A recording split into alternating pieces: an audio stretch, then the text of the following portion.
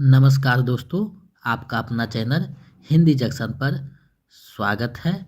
मैं परवेश कुमार सिन्हा आज एक और महत्वपूर्ण प्रैक्टिस सेट लेकर उपस्थित हुआ हूं। अगर आप नए हैं तो चैनल को सब्सक्राइब कर दें, बेल आइकन को दबा दें ताकि मेरे आने वाला वीडियो का नोटिफिकेशन आपको मिलता रहे और दोस्तों में ज़्यादा से ज़्यादा इसे शेयर करें। दोस्तों, जैसा कि आप सभी को पता है कि हम लोग बीपीएससी TRE 4.0 की तैयारी कर रहे हैं, तो उसी के सिलसिले में एक और महत्वपूर्ण वीडियो लेकर उपस्थित हुए हैं जिसमें 80 प्रश्नों का अभ्यास सेट करवाया जाएगा। तो आप लोग वीडियो को ज़्यादा से ज़्यादा शेयर करें और वीडियो के अंत तक बने रहें क्योंकि हर एक प्रश्न आपके लिए काफ़ी महत्वपूर्ण होने वाला है। आपको पता होना चाहिए कि बीपीएससी जो एग्ज़ाम देती है उसमें कहीं से भी कोई भी टॉपिक से प्रश्न पूछ सकती है। इस दृष्टि से इस वीडियो के सारे प्रश्न अति आवश्यक और महत्वपूर्ण है। तो आप लोग वीडियो को ज़्यादा से ज़्यादा शेयर करें। दोस्तों, आज जो सेट है उसको हम लोग देखते हैं। तो दोस्तों, जैसा कि आप देख रहे हैं, अभ्यास सेट 16 है। 15 अभ्यास सेट करवाया जा चुका है। अगर आप नहीं देखे हैं तो हिंदी जंक्शन चैनल के प्लेलिस्ट में आपको मिल जाएगा, वहां से आप देख सकते हैं, या फिर वीडियो के डिस्क्रिप्शन में लिंक दिया हुआ है, वहां से भी देख सकते हैं। साथ ही साथ जो टॉपिक बाय क्लास हुआ है उसका भी प्लेलिस्ट बना हुआ है, उसका लिंक भी वीडियो के डिस्क्रिप्शन में है, या हिंदी जंक्शन ऑफिशियल पेज पे जाके देख सकते हैं।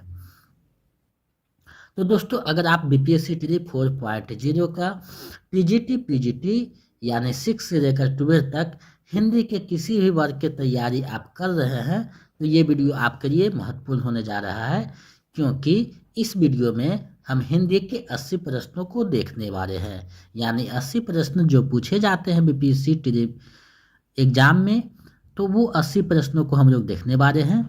इसमें जो है 40 प्रश्न व्याकरण से रहेंगे और 40 साहित्य से रहेंगे, क्योंकि कभी साहित्य से ज़्यादा तो कभी व्याकरण से ज़्यादा प्रश्न पूछता है, तो हम लोग सभी को साथ लेकर चलने वाले हैं। तो आप लोग वीडियो को अच्छे से देखिए, और ये वीडियो जो है सभी एग्जाम के लिए काफ़ी महत्वपूर्ण है, चाहे कोई भी स्टेट का पीजीटी एग्ज़ाम हो, टीजीटी एग्ज़ाम हो, या फिर केवीएस, EMRS या रेलवे में जो टीचर निकला है उसका एग्ज़ाम हो, या फिर यूजीसी नेट का एग्ज़ाम हो, क्योंकि यहाँ महत्वपूर्ण प्रश्नों को संग्रहित किया गया है। तो हिंदी से संबंधित कोई भी अगर आप एग्ज़ाम की तैयारी कर रहे हैं तो ये वीडियो काफ़ी महत्वपूर्ण होने वाला है। तो वीडियो के अंत तक एक एक प्रश्न को देखिए और 80 प्रश्न में कितना आपका सही होता है कमेंट करके हमें बताइएगा। तो आपकी जो तैयारी है वो यूजीसी नेट से टीजीटी जूनियर टीजीटी यानी 6 से लेकर यूजीसी नेट लेवल तक की जा रही है, सभी दृष्टि से महत्वपूर्ण है। 6 से 12 तक लिखने का मेरा तात्पर्य यह है कि तीनों वर्गों के एग्जाम में कहीं से भी प्रश्न पूछने के लिए आयोग जो है स्वतंत्र है, पूछ सकता है, पूछ रहा है। तो सभी दृष्टि से आपको अध्ययन करना है एक एक चीज़ों को, इसलिए ऐसा जो है बनाया गया है, एक साथ समाहित किया गया है। तो अगर आप बीपीएससी TRE 4.0 हिंदी विषय के तैयारी के लिए सोच रहे हैं या कर रहे हैं तो हमारे नोट्स, प्रैक्टिस सेट और प्रीवियस सेट की आवश्यकता है। तो हमारे नंबर 7261815307 पे 249 रुपया पेमेंट कीजिए किसी भी माध्यम से, गूगल पे, फ़ोनपे, पेटीएम, और उसका स्क्रीनशॉट लेकर हमें इसी नंबर पे व्हाट्सएप कर दीजिए। तो हम इधर से आपको नोट्स और प्रैक्टिस सेट, प्रीवियस सेट उपलब्ध करवा देंगे। अगर आप स्टेट की तैयारी के लिए सोच रहे हैं तो 199 रुपया दोनों पेपर के लिए आप भेज सकते हैं इसी नंबर पे, उसका भी नोट्स प्रैक्टिस सेट उपलब्ध करवा दिया जाएगा। तो हिंदी जंक्शन चैनल के माध्यम से बहुत से लोगों ने, लगभग 4000 प्लस बच्चों ने सफलता पाया है। तो आगे आप भी पा सकते हैं, अपने लक्ष्य को प्राप्त कर सकते हैं। तो हिंदी जंक्शन पे बने रहिए, एक एक चीज़ों को देखिए। और हिंदी के लिए अगर मेरा नोट्स, प्रैक्टिस सेट, मेरा वीडियो अगर आप देखते हैं तो अलग से कोई भी पुस्तक लेने की आवश्यकता नहीं है, क्योंकि संपूर्ण तैयारी आपको मेरे चैनल पे करवा दिया जाएगा। तो इन सारे चीज़ों से जुड़ करके अपने तैयारी को बेहतर कर सकते हैं। तो जल्दी से सभी लोग जुड़ जाइए। चलिए हम लोग आगे बढ़ते हैं, आज के प्रश्नों को देखते हैं कि कैसा प्रश्न है और उसका हम लोग जवाब देंगे।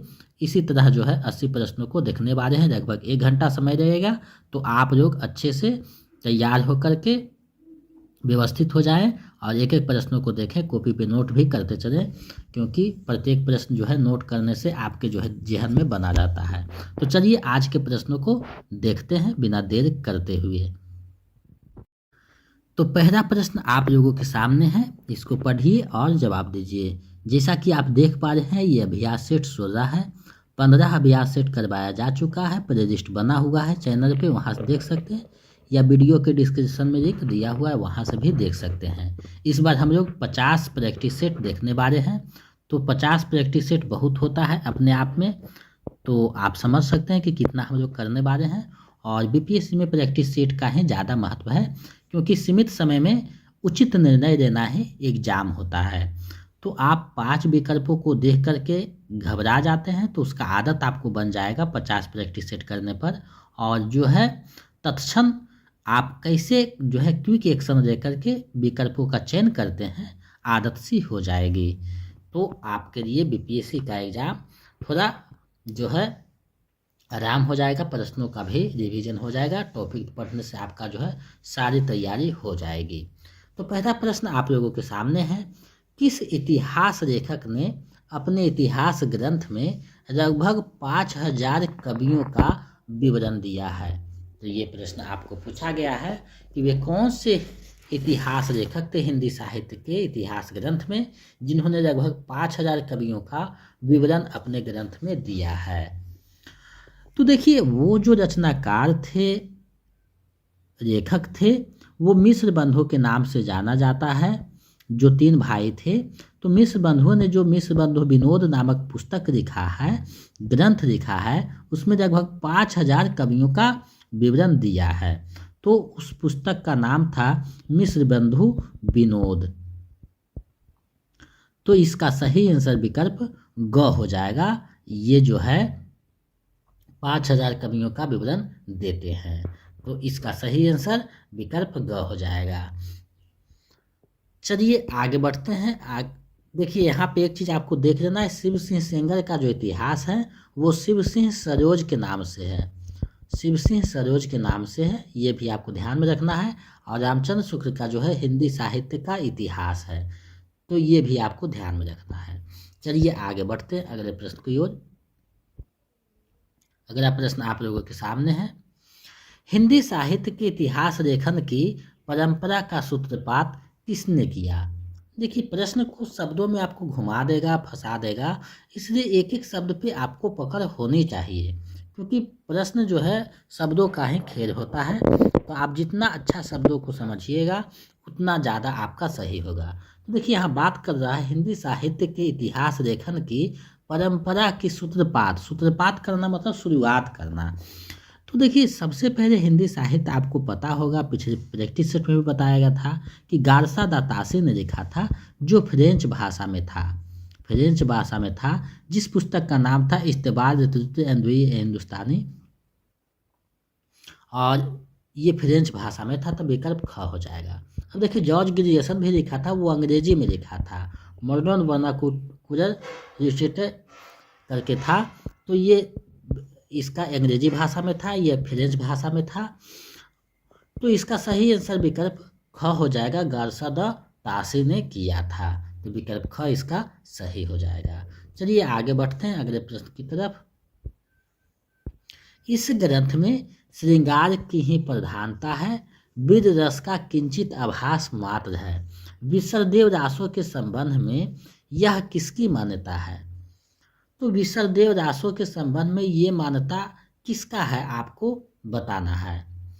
तो ये जो मान्यता है रामचंद्र शुक्ल ने विसरदेव रासों के संबंध में ये बात कहा है, तो विकल्प को सही हो जाएगा। चलिए आगे बढ़ते हैं अगले प्रश्न की ओर, देखते हैं। सिद्ध हेमचंद्र शब्दानुशासन किस तरह का ग्रंथ है? सिद्ध हेमचंद्र शब्दानुशासन किस तरह का ग्रंथ है आपको बताना है। तो ये जो ग्रंथ है वो व्याकरण संबंधी ग्रंथ है, शब्दानुशासन जो है व्याकरण संबंधी ग्रंथ है। तो विकल्प ग सही हो जाएगा। हेमचंद का जो है शब्दानुशासन ग्रंथ जो है व्याकरण संबंधी है। चलिए आगे बढ़ते हैं, अगले प्रश्न को देखते हैं। इनमें कौन आर्यवार महिला संत थी? यानी आर्यवार जो महिला संत थी वो कौन थी आपको बताना है। तो आंडाल थी, वो संत थी, आर्यवार महिला संत थी, तो विकल्प क सही हो जाएगा। तो इस तरीका के भी प्रश्न, ये प्रश्न यूजीसी नेट में 1-2 बार पूछा गया है, तो वहीं से ये प्रश्न लिया गया है। तो बहुत महत्वपूर्ण प्रश्न है, आप लोग एक एक करके देखते चलिए और वीडियो को ज़्यादा से ज़्यादा शेयर कीजिए, वीडियो के अंत तक बने रहिए, क्योंकि आप जब देखिएगा एक एक चीज़ तो एग्ज़ाम में आप सफल होते हैं, और आप जब सफल होते हैं तो हम भी सफल होते हैं, क्योंकि आपकी सफलता ही हमारी सफलता है। तो मैं हमेशा कोशिश करता हूं कि आपके लिए चीज़ों को संग्रहित करके लाऊं और आपकी तैयारी को बेहतर कर सकूं। जन्मकाल के अनुसार निम्नलिखित कवियों का सही अनुक्रम है। तो सही अनुक्रम क्या है आपको बतानी है। तो देखिए जन्मकाल के अनुसार जो सही अनुक्रम होगा, तो सबसे पहले हम लोग आपको पता होना चाहिए कि इसके लिए आपको जन्म याद करना होगा। तो देखिए कबीर का जो जन्म हुआ था 1398 में हुआ था। उसके बाद जो है नानक का जन्म होता है 1469 में होता है। उसके बाद जन्म होता है दादू दयाल का, तो 1544 में होता है। उसके बाद आते हैं मयूखदास, जिनका जन्म होता है 1574 में। अब देखिए मिलान कीजिए कि ये कौन सा विकल्प सही है, तो विकल्प ग सही हो रहा है। तो विकल्प ग अगर सही होता है तो सबसे पहले कबीर आएंगे, उसके बाद गुरु नानक आएंगे, उसके बाद दादू दयाल आएंगे, उसके बाद मयूखदास आएंगे। तो इस तरह से भी प्रश्न दे देगा, या मिलान करने वाले भी प्रश्न दे सकता है, तो कुछ भी दे सकता है। तो इसका सही आंसर विकल्प ग हो जाएगा। चलिए हम लोग आगे बढ़ते हैं अगले प्रश्न की तरफ। अगला प्रश्न क्या है, देखिए यहाँ दिया हुआ है, मुसलमान अनुयायी कबीरदास को किनका शिष्य मानते हैं। यानी मुस्लिम जो अनुयायी जो कबीरदास को मानते हैं, तो वे किसका शिष्य बताते हैं कि कबीरदास किसका शिष्य थे। तो वे बताते हैं कि कबीरदास जो शिष्य थे शेख तकी के शिष्य थे। यानी शेख तकी के शिष्य को वो बताते हैं कि शेख तकी गुरु थे कबीरदास के, और कबीरदास उनके शिष्य थे। लेकिन हिंदू जो अनुयायी है वो मानते हैं कि रामानंद जो है कबीरदास के गुरु थे। तो ये चलता रहता है, ऐसे भी प्रश्न पूछता है, इसलिए मैंने इसे समाहित किया है। तो आपका जो तैयारी है बेसिक टीजीटी से लेकर यूजीसी नेट लेवल पे की जा रही है, ताकि आप कहीं से भी कमज़ोर ना रहें और एग्ज़ाम में अच्छे से करके आएँ। पिछले बार 3.0 में जो साहित्य के 35 प्रश्न पूछे गए थे, तो 34 मेरे नोट्स से ही थे जो पढ़े हैं, 34 में 34 बना करके आए हैं, और थोड़ा सा अगर दिमाग लगाए हो तो 35 भी सही हो गया होगा। तो ये बहुत बड़ी बात है, कोई भी नोट्स से अगर सीधा सीधी उतना प्रश्न मैच करना बहुत बड़ी बात होती है। तो आप लोग मेरे चैनल से जुड़ करके अपनी तैयारी को बेहतर कीजिए। आचार्य रामचंद्र शुक्ल के अनुसार कबीर अपनी सखियों में सधोकरी भाषा का प्रयोग किया है। सधोकरी से उनका क्या अभिप्राय है। यानी आपको पता होनी चाहिए कि रामचंद्र शुक्ल कबीर की भाषा को सधोकरी भाषा कहते हैं, और हजारी प्रसाद द्विवेदी उन्हें जो है वाणी का डिक्टेटर कहते हैं। तो श्याम सुंदर दास उनकी भाषा को पंचमेर खिचड़ी कहते हैं। तो यहाँ जो सधोकरी शब्द का प्रयोग किए हैं रामचंद्र शुक्ल ने, तो सधोकरी से उनका क्या अभिप्राय है, यानी कौन सी भाषा को सधोकरी कहते हैं। तो सधोकरी से उनका अभिप्राय ब्रज भाषा मिश्रित पूर्वी बोली ऐसा नहीं है, ब्रज भाषा मिश्रित खड़ी बोली ये भी नहीं है, राजस्थानी पंजाबी मेरी खड़ी बोली, हाँ बिल्कुल सही है। राजस्थानी पंजाबी में जो खड़ी बोली मिल जाता है उसे सधोकरी कहते हैं, जो कबीर के सखियों में आप देख सकते हैं। तो विकल्प ग इसका सही हो जाएगा। नेक्स्ट प्रश्न देखते हैं। जेहि पंखी के नियर होई कहे बिरह के बात, सोई पंखी जाई जरी तरीबर होई निपात। उपयुक्त पंक्ति किसकी है। ये जो पंक्ति यहाँ दी गई है वो पंक्ति किसकी है आपको बतानी है। तो ये जो पंक्ति है वो मलिक मोहम्मद जायसी की पंक्ति है, और ये जो पद आया है पद्मावत में आया है। उनकी रचना जो पद्मावत है उसी में जो है ये पंक्ति जो है आया है, यानी विकल्प ग इसका सही हो जाएगा। आगे बढ़ते हैं, नेक्स्ट प्रश्न को देखते हैं। निम्नलिखित में कौन हनुमान चरित्र के रचनाकार है? हनुमान चरित्र के रचनाकार कौन है आपको बताता है। तो ये जो है वो रायमल पांडे द्वारा लिखा गया है। विकल्प ग ये सही हो जाएगा। आप लोगों को लग रहा होगा कि तुलसीदास है, लेकिन ऐसा नहीं है, विकल्प ग ये सही है। नेक्स्ट प्रश्न देखते हैं। नाभादास कृत अष्टयाम पुस्तक में किसकी दिनचर्या का वर्णन किया गया है? आपको लग रहा होगा कि प्रश्न का स्तर थोड़ा सा बढ़ाए हैं ताकि धीरे धीरे ऐसे ही स्तर बढ़ता जाएगा। नाभादास कृत अष्टयाम पुस्तक में किसकी दिनचर्या का वर्णन किया हुआ है? तो अष्टयाम जो पुस्तक है उसमें राम भगवान के, यानी विकल्प ख सही होगा, राम के जो है दिनचर्या का वर्णन किया गया है। अब अष्टयाम पुस्तक के रचनाकार नाभादास है, तो आपको स्पष्ट हो गया होगा कि नाभादास राम भक्त कवि थे। तो इस तरीका से आप प्रश्नों को जोड़ने लगिएगा तो आपको समझ में आने लगेगा और ज़्यादा बेहतर समझ में आएगा। तो विकल्प ख इसका सही हो जाएगा। आगे बढ़ते हैं, अगले प्रश्न को देखते हैं। निम्नलिखित में कौन सी नंददास की कृति नहीं है? यहाँ नहीं ही शब्द है। प्रश्न को आप जब भी बनाइए आंसर तो प्रश्न को अच्छे से पहले पढ़ लीजिए, क्योंकि जल्दी में आप लोग गलत करके भी आ सकते हैं और 1 नंबर माइनस होने का मतलब है कि आपके जो मेरिट बनने वाला है उसमें कुछ परेशानियां आ सकती है। तो 1-1 नंबर को बचा करके चलना है। तो देखिए नहीं पूछ रहा है तो रूप मंजरी, मान मंजरी और विराह मंजरी तीनों रचनाएं जो है नंददास की है। तो नहीं पूछ रहा है, इसका मतलब उपयुक्त में से कोई नहीं हो जाएगा, क्योंकि तीनों रचनाएं इन्हीं का है। तो विकल्प अंग सही हो जाएगा। चलिए नेक्स्ट प्रश्न देखते हैं। निम्नलिखित में कौन सा युग्म संगत है? आपको बताना है कि कौन सा युग्म संगत है। तो देखिए संगत का जहाँ भी बात आएगा तो आपको पता होनी चाहिए अलंकार पंचशिका जो रचना है मतेराम का है, रस विलास चिंतामणि का है, विष्णु पद कीर्तन रसनिधि का है। तो तीनों के तीनों जो है संगत है। तो इसका सही आंसर उपयुक्त में से 1 से अधिक हो जाएगा। तो आप घ इसका सही कीजिएगा, सही आंसर है। तो 5 विकल्पों में घ और अंगा जो है बहुत ज़्यादा आपको परेशान करता है, तो उसी का हम लोग परीक्षित करेंगे ज़्यादा से ज़्यादा, तो अभ्यास होता चला जाएगा और आदत सा बन जाएगा। तो आप लोग वीडियो के अंत तक बने रहिए, एक एक चीज़ों को ध्यान से देखिए। बहुविध ची बनाए कै हरि रचियो क्रीड़ारास जेहि ना इच्छा झुरबे की ऐसी बुद्धि के ही पास। उपयुक्त पंक्तियाँ किसकी है? ये जो पंक्तियाँ हैं वो किसकी है आपको बताना है।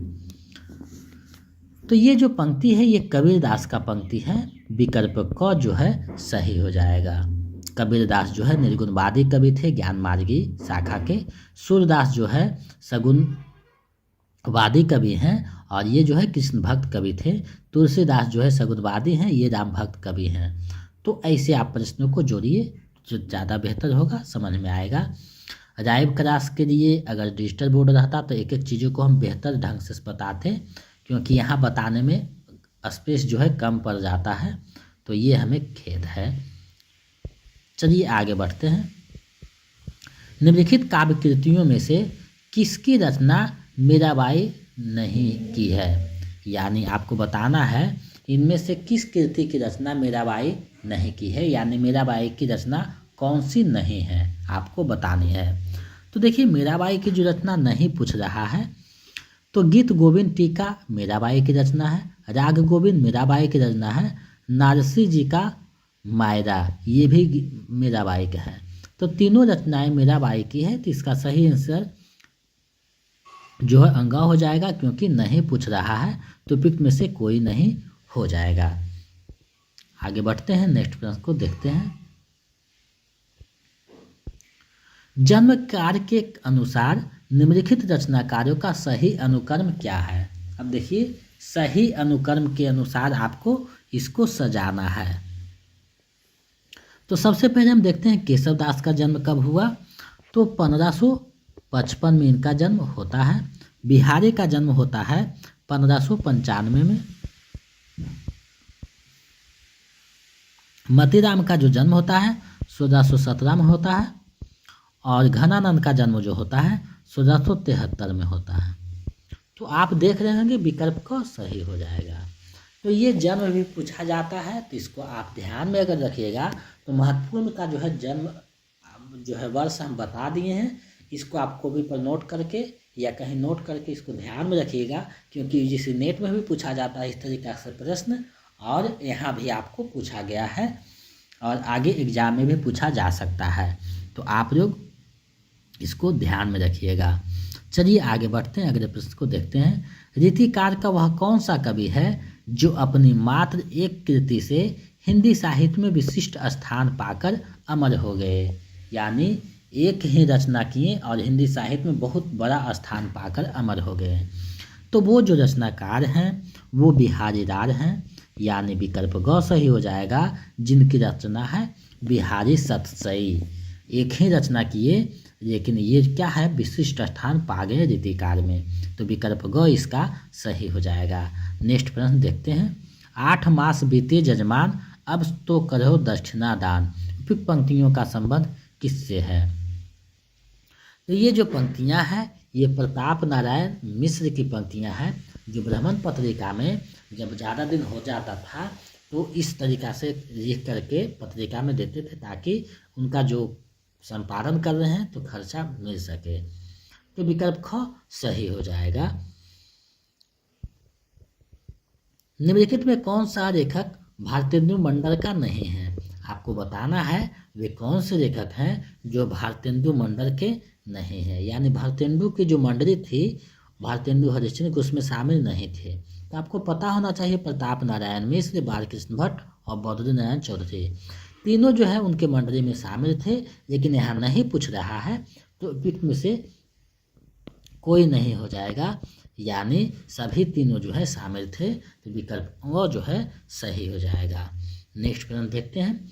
हिंदी साहित्य महावीर प्रसाद द्विवेदी का सदा ऋणी रहेगा, यहाँ थोड़ा सा मिस्टेक हुआ है, सदा ऋणी रहेगा। व्याकरण की शुद्धता, ये भाषा कन्वर्ट में थोड़ा सा दिक्कत हो जाता है। व्याकरण की शुद्धता और भाषा की सफाई के प्रवर्तक द्विवेदी जी ही थे। उक्त कथन किसका है? यानी ये जो कथन है वो किसका है आपको बताने हैं। तो ये जो कथन है वे महावीर प्रसाद द्विवेदी के संबंध में लिखते हैं, वो आचार्य रामचंद्र शुक्ल लिखते हैं।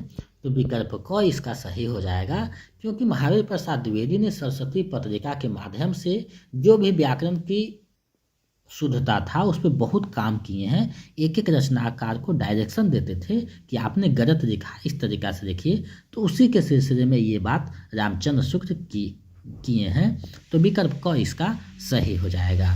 आगे बढ़ते हैं, अगले प्रश्न को देखते हैं। कौन सी रचना जगन्नाथ दास रत्नाकर की है? आपको बताना है कौन सी रचना जगन्नाथ दास रत्नाकर का है। तो देखिए हिंडोरा, गंगावतरण और उद्धव शतक, तीनों रचनाएं जो है जगन्नाथ दास रत्नाकर की है। तो इसका जो सही आंसर है उपयुक्त में से एक से अधिक, यानी विकल्प घ सही हो जाएगा। चलिए आगे बढ़ते हैं। आप लोग वीडियो के अंत तक बने रहिएगा, वीडियो को ज़्यादा से ज़्यादा शेयर कीजिए, क्योंकि आप जब शेयर करते हैं तो हमें एक उत्साह मिलता है और ऊर्जा मिलता है, जिससे हम उत्साहित होकर चीज़ें को उपलब्ध करते हैं। सच्चा प्रेम वही है जिसकी तृप्ति आत्मबली पर हो निर्भर, त्याग बिना निष्प्राण प्रेम है, करो प्रेम पर प्राण निछावर। इन पंक्तियों का रचयिता हैं कौन है? इस पंक्तियाँ का रचयिता आपको बताना है। तो ये जो पंक्तियाँ हैं वो रामनरेश त्रिपाठी की है। विकल्प ख सही हो जाएगा। प्रेम पे जो है प्राण निछावर करने का बात करते हैं, तो विकल्प ख सही हो जाएगा। गुप्त जी वास्तव में सामंजस्यवादी कवि हैं, प्रतिक्रिया का प्रदर्शन करने वाले अथवा मद में झूमने वाले कवि नहीं। मैथिली शरण गुप्त के संबंध में यह कथन किसका है?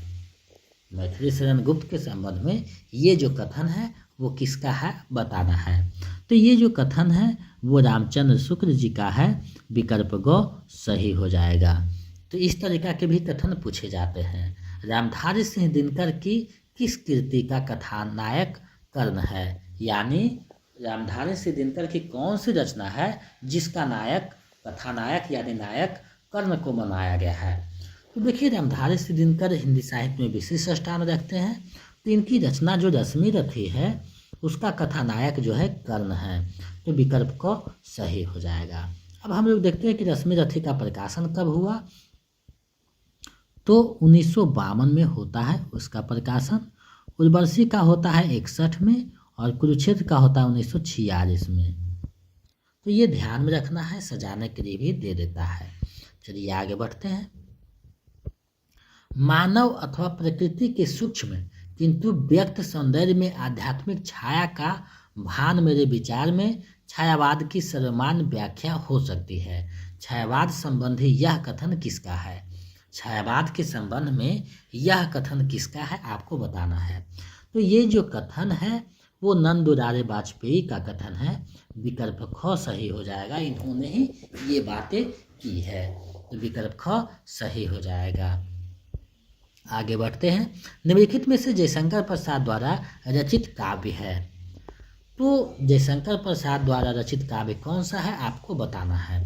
तो देखिए जयशंकर प्रसाद द्वारा रचित काव्य का बात किया जा रहा है तो इनमें से कोई नहीं हो जाएगा, क्योंकि ये तीनों जो है काव्य नहीं है, उपन्यास है।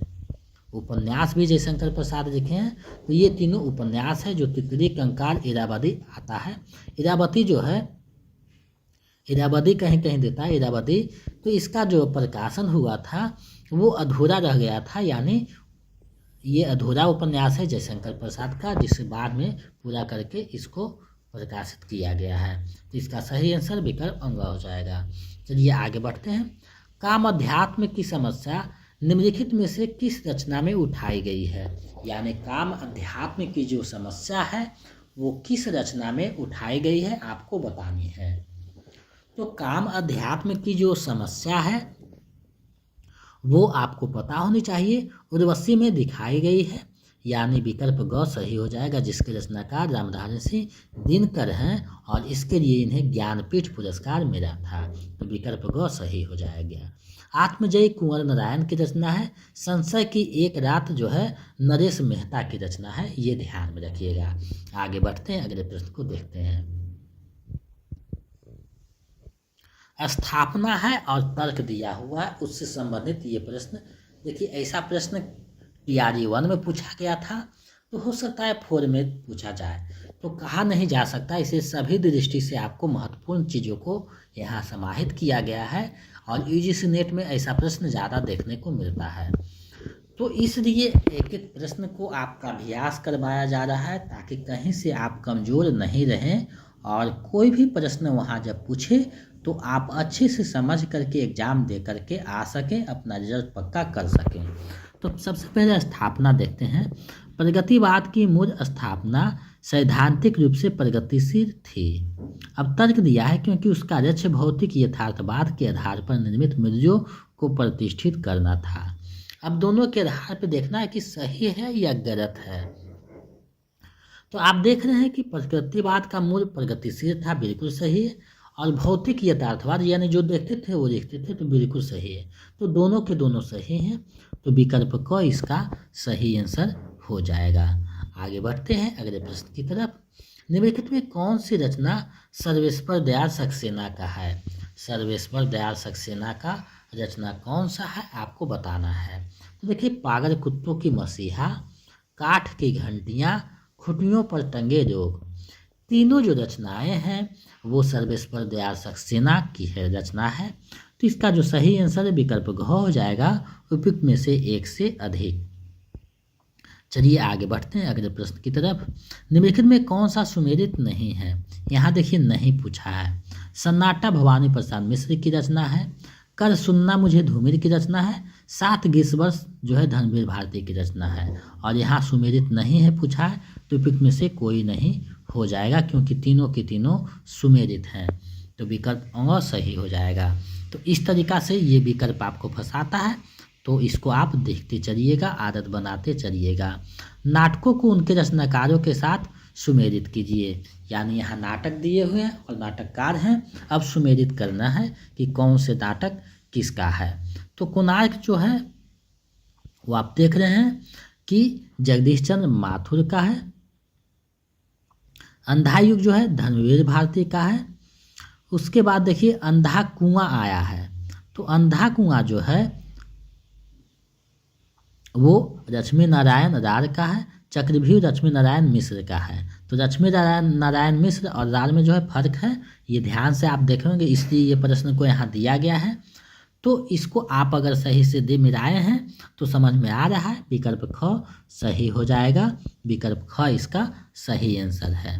तो इस तरीका से भी प्रश्न रहता है, तो इसे ध्यान में रखिएगा। बहुत महत्वपूर्ण नाटक है जो आपको पूछा जाता है। चलिए आगे बढ़ते हैं।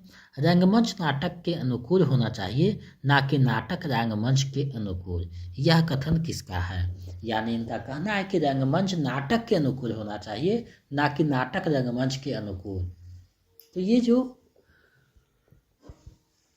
कथन है वो जयशंकर प्रसाद का कथन है। विकल्प ग सही हो जाएगा। ये लगभग 15 नाटक लिखे हैं, तो विकल्प ग इसका सही आंसर हो जाएगा। आगे बढ़ते हैं। निपुणिका हजारी प्रसाद द्विवेदी के किस उपन्यास का पात्र है? तो निपुणिका को जो है नोनिया भी कहा जाता है। तो ये किस उपन्यास का पात्र है आपको बताना है। तो ये जो निपुणिका आया है वो बाणभट्ट की आत्मकथा में आया है। विकल्प क सही हो जाएगा। पुनर्नवा अनामदास का पोथा और एक है चारु चंद्ररेखा। तो ये जो रचनाएं हैं चारों हजारी प्रसाद द्विवेदी का उपन्यास है, ये भी ध्यान में रखिएगा। और प्रश्न का सही आंसर विकल्प क हो जाएगा। आगे बढ़ते हैं। निम्न में असंगत का चयन कीजिए।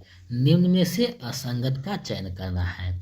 तो रंगभूमि जो है मुंशी प्रेमचंद का है, बिल्कुल सही है। बूंद और समुद्र अमृत नागर का है, बिल्कुल सही है। तितली वृंदावन राज वर्मा का नहीं है, जयशंकर प्रसाद की रचना ऊपर में बताया गया है। तो ये जो है असंगत है, तो विकल्प ग इसका सही आंसर हो जाएगा, क्योंकि तितली जो उपन्यास है जयशंकर प्रसाद का है।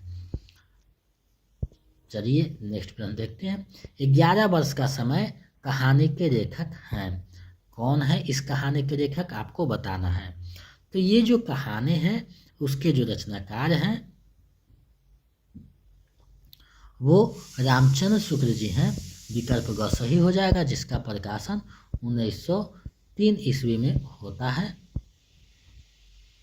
तो विकल्प ग सही हो जाएगा। आगे बढ़ते हैं। असंगत को चुनिए। अब देखिए यहाँ कहानी है और उसके रचनाकार दिए हैं, तो कौन सा असंगत है उसको आपको चुनना है। तो कफन देखिए मुंशी प्रेमचंद का कहानी है, बिल्कुल सही है। त्रिक्ष जो है उदय प्रकाश का कहानी, ये भी सही है। उषा प्रियमंदा का वापसी कहानी, ये भी सही है। तो तीनों के तीनों सही है। और यहाँ असंगत पूछा है, तो असंगत कोई भी नहीं है, विपरीत में से कोई नहीं हो जाएगा। विकल्प वो सही हो जाएगा।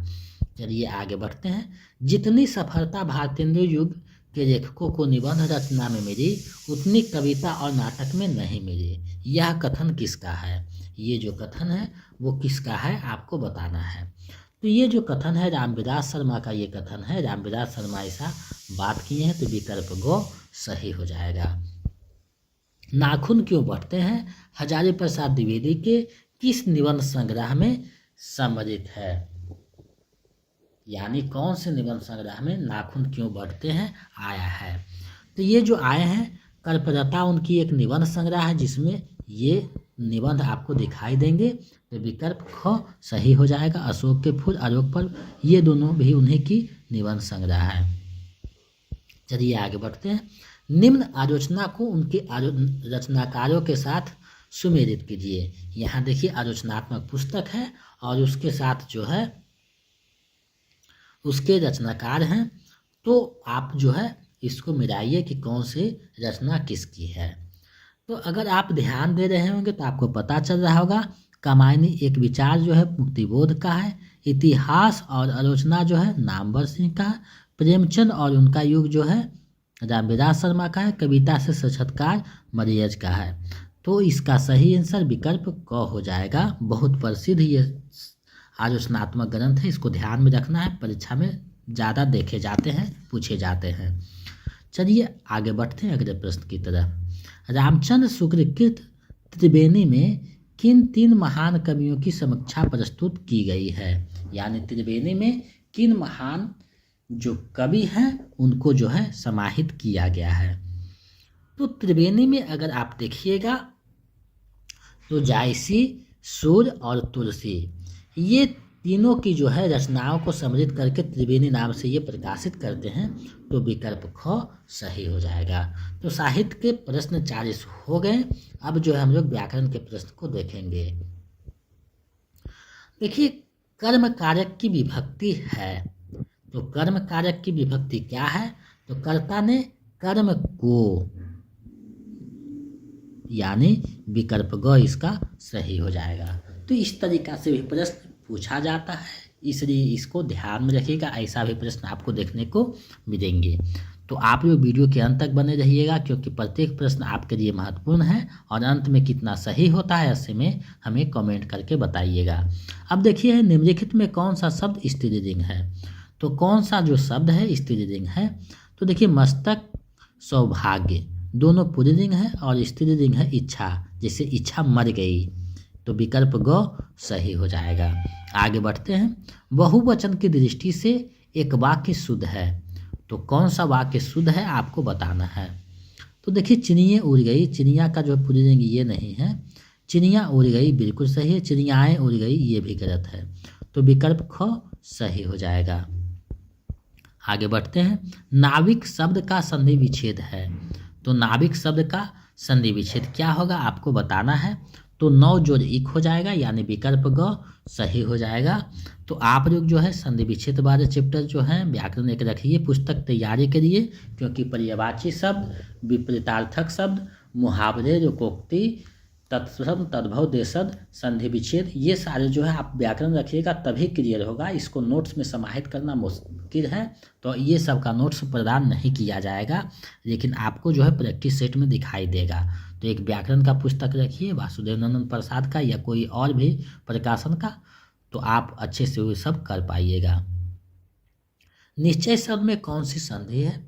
तो निश्चय जो शब्द है उसमें विसर्ग संधि आया, निश्चय विसर्ग संधि आया है इसमें। विकल्प ख सही हो जाएगा। निम्नलिखित में अवयवी भाव समास का उदाहरण है, कौन है अवयवी भाव समास का उदाहरण आपको बताना है।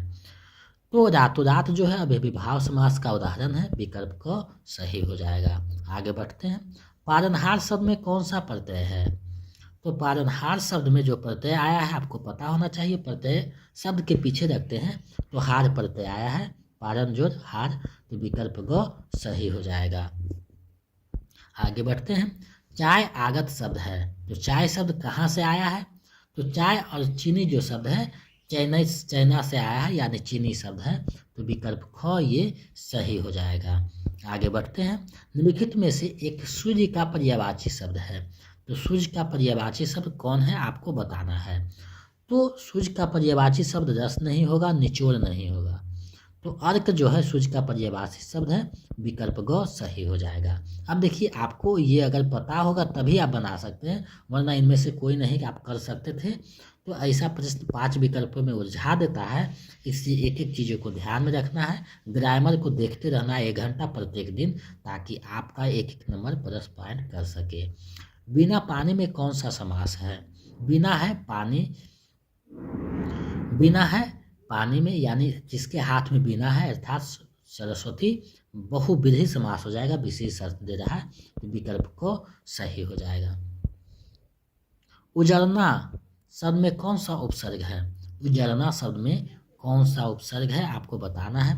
तो उपसर्ग आया है, विकल्प ख सही हो जाएगा। आगे बढ़ते हैं। इनमें कौन सा जंगम का सही विलोम शब्द है? तो जंगम का जो हो जाता है वो स्थावर हो जाता है, विकल्प ख सही हो जाएगा। चलिए आगे बढ़ते हैं, अगले प्रश्न को देखते हैं। निम्न विकल्पों में से मिश्र वाक्य को पहचानिए, तो मिश्र वाक्य कौन सा है आपको पहचानना है। तो मिश्र वाक्य है, बाहर अगर बारिश हो रही है तो छाता लेकर जाना, ये मिश्र वाक्य है, तो विकल्प क इसका सही आंसर हो जाएगा। आगे बढ़ते हैं। हाथ कंगन को आरसे क्या, यानी प्रत्यक्ष के लिए प्रमाण क्या, विकल्प ख सही हो जाएगा। आगे बढ़ते हैं। राल्टेन शब्द है, कैसा शब्द है आपको बताना है। तो राल्टेन जो शब्द है वो विदेशज शब्द है, विकल्प ग सही हो जाएगा। मैंने पत्र लिखा, वाक्य में पत्र कौन सा कारक है? तो पत्र जो है कौन सा कारक है आपको बताना है। तो ये कर्म कारक है, विकल्प ग सही हो जाएगा। आगे बढ़ते हैं। घरों पानी पड़ना मुहावरा का अर्थ क्या है? घरों पानी पड़ना मुहावरा का सही अर्थ क्या है आपको बताना है। इसका सही है अत्यंत लज्जित होना, विकल्प ख सही हो जाएगा। घाटी का विलोम शब्द क्या है? घाटी का विलोम यानी उल्टा शब्द क्या है? तो घाटी का विलोम जो शब्द हो जाएगा वो समतल हो जाएगा, विकल्प का, यानी उबड़ खाबड़ का समतल होता है ना, तो घाटी में उबड़ खाबड़ होता है, तो इसका समतल हो जाएगा, विकल्प का सही हो जाएगा। स्रोत या उत्पत्ति के आधार पर शब्दों के भेद हैं। तो शब्दों के कौन कौन से स्रोत या उत्पत्ति के आधार पर कितने भेद हैं? तो उत्पत्ति के आधार पर जो भेद हैं वो 4 भेद होते हैं, तद्भव, तत्सम, देशज, विदेशज। तो विकल्प ग सही हो जाएगा। कविता का बहुवचन है, तो कविता का बहुवचन क्या है? तो कविताएं हो जाएगा। इस तरीका से विकल्प ग सही हो जाएगा। देखिए प्रश्न देखने में बहुत सिंपल लगते हैं, लेकिन जब एग्जाम हॉल में आप बैठते हैं तो आपको दुविधा में डाल देता है। यहाँ हम बता रहे होंगे तो आपको तुरंत में अंतर बताते हैं तो आपको समझ में आता नहीं ये मन में चल रहा था, लेकिन जब आप एग्जाम में बैठते हैं तो आपकी जो बुद्धि वो क्षीण हो जाती है, तो अच्छे से उचित निर्णय देने की आवश्यकता होता है वहाँ। तत्सम शब्द कौन है? तो सूरज, सावन, ये दोनों जो है तद्भव है। रुक्ष जो है तत्सम है, विकल्प का सही हो जाएगा। यथाशक्ति में कौन सा समास है? तो अब ये विभाव समास आया है, यानी विकल्प का सही हो जाएगा। कांटों पर लौटना, इस मुहावरे का उचित अर्थ किस विकल्प में है? तो कांटों पर लौटना यानी बेचैन होना, विकल्प ग सही हो जाएगा। रहमन जो गतिदीप की कूर कपूत गति सोय, बड़े उजियारी लगे बढ़े अंधेरा होय। इसमें कौन सा अलंकार आया है? इसमें जो अलंकार आया है श्रेष्ठ अलंकार आया है, विकल्प ग जो है सही हो जाएगा। निम्नलिखित में से तद्भव शब्द का उदाहरण है, तो तद्भव शब्द का उदाहरण कौन सा है? तो छाह जो है तद्भव शब्द का उदाहरण है, विकल्प ग जो है सही हो जाएगा। आगे बढ़ते हैं। सुप्रनाउंसिएशन का अर्थ क्या है? सुप्रनाउंसिएशन का जो है अर्थ क्या हो जाएगा? तो इसका जो अर्थ है पर्यवेक्षण हो जाता है, विकल्प ख सही हो जाएगा। तो इस तरीका के भी प्रश्न देखने को मिलते हैं। वर्तनी की दृष्टि से अशुद्ध शब्द चिन्हित कीजिए, यानी अशुद्ध शब्द कौन सा है उसको चिन्हित करना है। तो इसमें आप देख रहे हैं कि पिंजरा सही है, संपन्न भी सही, लेकिन गृहिणी गलत है। गृहिणी जब लिखिएगा तो इस तरीका से आप लिखिएगा तो सही हो जाएगा, तो ये गलत है, तो विकल्प ख सही हो जाएगा। मुझे फूल मत मारो मैं अबरा 12 वियोगनी कुछ तो दया विचारो, इस पंक्ति में कौन सी रस की योजना है? इसमें जो है दया करने का बात किया जा रहा है, तो ये जो है वियोग श्रृंगार रस आया है इसमें, यानी विकल्प का सही हो जाएगा। आगे है ज्यों ज्यों बुरे श्याम रंग त्यों त्यों उज्ज्वल होए, इसमें कौन सा अलंकार है? तो ज्यों ज्यों त्यों त्यों, तो देखिए विरोधाभास का कहीं ना कहीं जिक्र किया जा रहा है, तो विकल्प का सही हो जाएगा।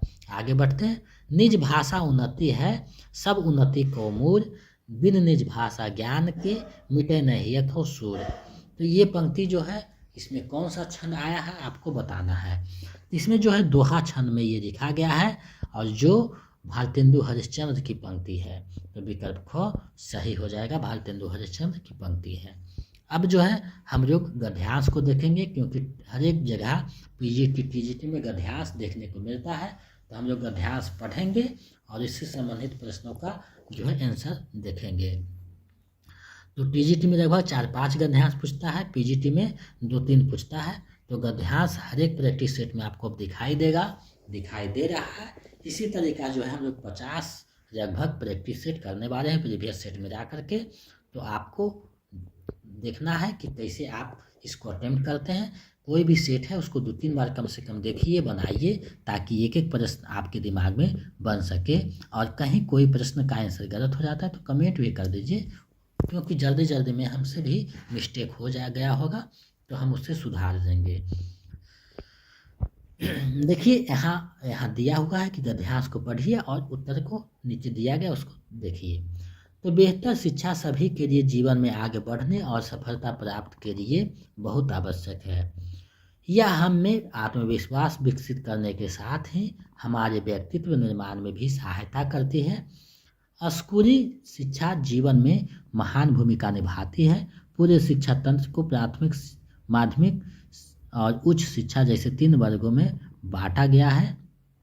शिक्षा के सभी स्तर अपना एक विशेष महत्व व स्थान रखते हैं। आज के इस प्रतियोगी संसार में सभी के लिए शिक्षा प्राप्त करना बहुत आवश्यक है। उच्च शिक्षा का महत्व नौकरी और अच्छा पद प्राप्त करने के लिए बहुत अधिक बढ़ गया है। उचित शिक्षा भविष्य में आगे बढ़ने के लिए बहुत से रास्तों का निर्माण करती है। हमारे ज्ञान के स्तर, तकनीकी कौशल और तकनीकी नौकरी में उच्च पद को प्राप्त करने के साथ सामाजिक, मानसिक और बौद्धिक रूप से मजबूत बनाती है। हर एक बच्चा अपने जीवन में कुछ अलग करने का सपना रखता है। शिक्षा लोगों के मस्तिष्क को उच्च स्तर पर विकसित करने का कार्य करती है और समाज में लोगों के बीच सभी भेदभाव को हटाने में मदद करती है। शिक्षा हमें अच्छा अध्ययनकर्ता बनने में मदद करती है और जीवन के हर पहलू को समझने के लिए सूझबूझ को विकसित करती है। शिक्षा सभी मानव अधिकारों, सामाजिक अधिकारों, देश के प्रति कर्तव्यों और दायित्वों को समझने में भी हमारी सहायता करती है। शिक्षा का हमारे जीवन में अत्यधिक महत्व है। यानी शिक्षा के महत्व के बारे में चर्चा किया गया है। अब जो इससे संबंधित प्रश्न है उसको देखते हैं। उपयुक्त गद्यांश का उपयुक्त शीर्षक क्या होगा? तो रोजगार का महत्व नहीं, शिक्षा का महत्व बिल्कुल से, शिक्षकों का महत्व ऐसा नहीं है, तो विकल्प ख सही है। गद्यांश में आप एक चीज ध्यान में रखिए कि जो कहता है गद्यांश में उसी को यहाँ प्रश्नों में देख करके टिक करना है, अपना मन से कोई चीज नहीं देखना है। तो शिक्षा के माध्यम से क्या विकसित करने में सहायता मिलती है? तो आत्मविश्वास विकसित करने में, तो विकल्प ग सही हो जाएगा। आगे बढ़ते हैं। उच्च शिक्षा क्या प्राप्त करने में सहायक है? तो उच्च शिक्षा नौकरी पाने में सहायक है। नौकरी और उच्च पद, तो उच्च पद तो नहीं हाथ आएगा तो नौकरी हो जाएगा, यानी विकल्प को सही हो जाएगा। आगे बढ़ते हैं। हर एक बच्चा क्या सपना रखता है?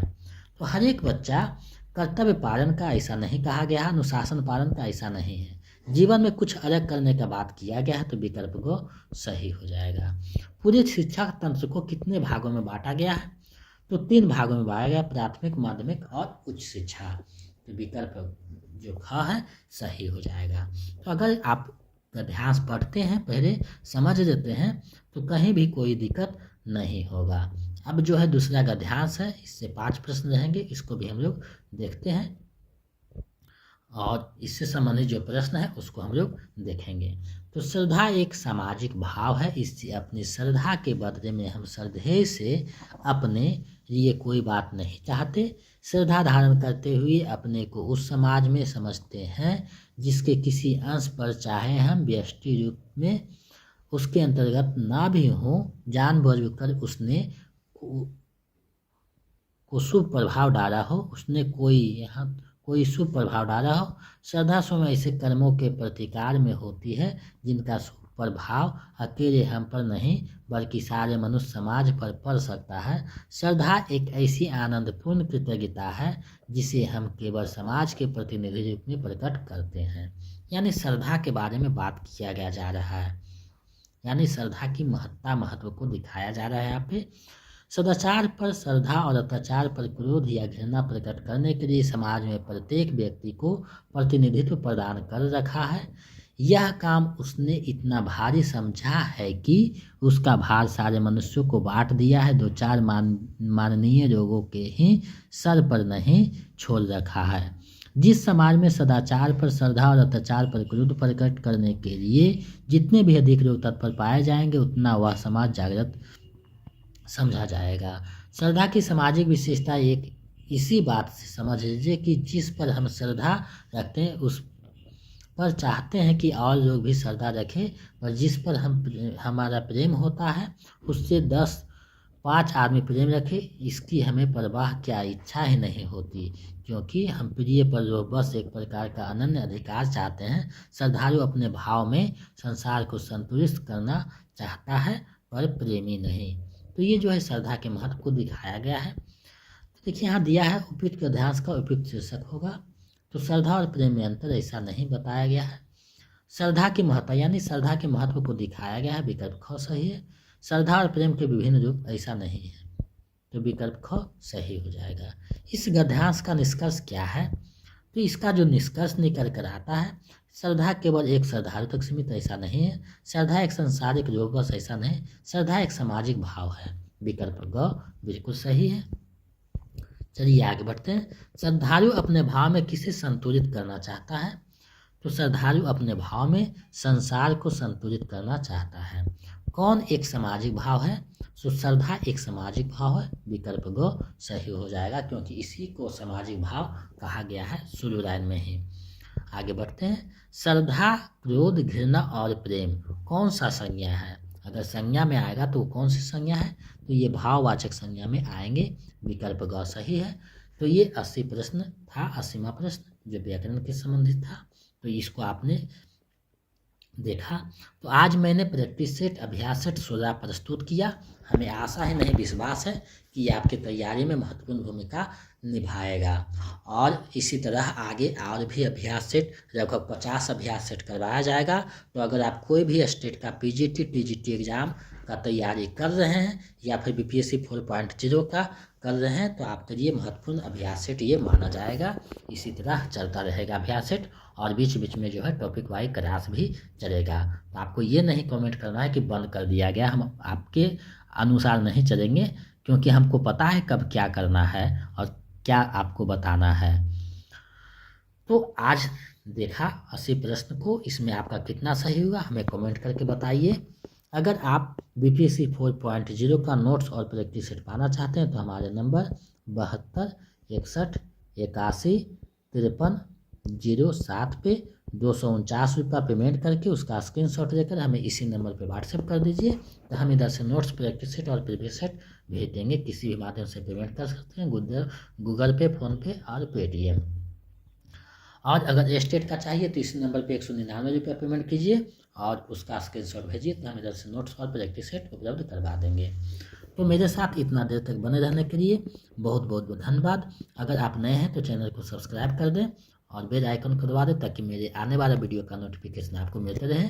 और अपने दोस्तों में ज़्यादा से ज़्यादा शेयर करें, क्योंकि हिंदी जंक्शन के माध्यम से बहुत से लोगों ने सफलता पाया है। तो आगे आप भी सफल हो सकते हैं, दोस्तों को भी सलाह दे सकते हैं। तो इसी तरह मेरे साथ बने रहिए, हिंदी जंक्शन चैनल से अध्ययन करते रहिए और अपने तैयारी को जो है गति प्रदान कीजिए और लक्ष्य को प्राप्त कीजिए। तो मेरे साथ इतना देर तक बने रहने के लिए तटस्थ होकर बहुत बहुत धन्यवाद। मिलते हैं एक नए वीडियो में।